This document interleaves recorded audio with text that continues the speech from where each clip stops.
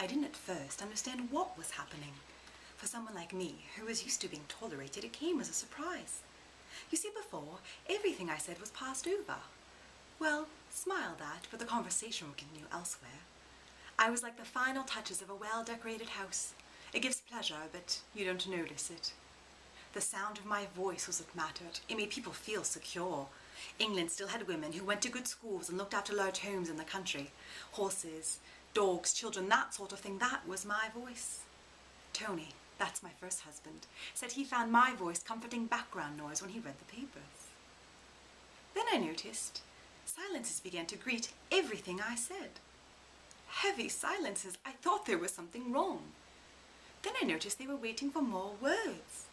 But these words had suddenly taken on a tremendous importance. But I was still saying the same things.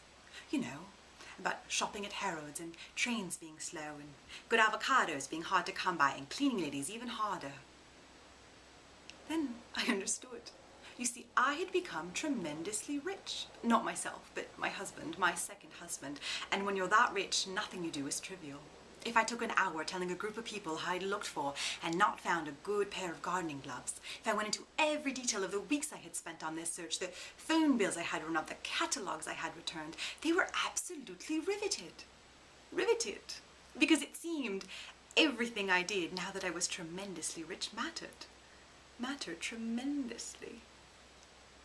I hadn't expected this because, you see, my husband is foreign, Greek, actually, and I found that not, well, not quite properly English, you know, to be married to a Greek.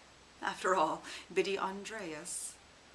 I could imagine my headmistress. We had a Greek girl at Benenden. We all turned down invitations to her island. And Yo-Yo, that's my husband, George, Yorgo, actually. He didn't even go to school here, but he was so rich, and I became used to it, him and me, being important.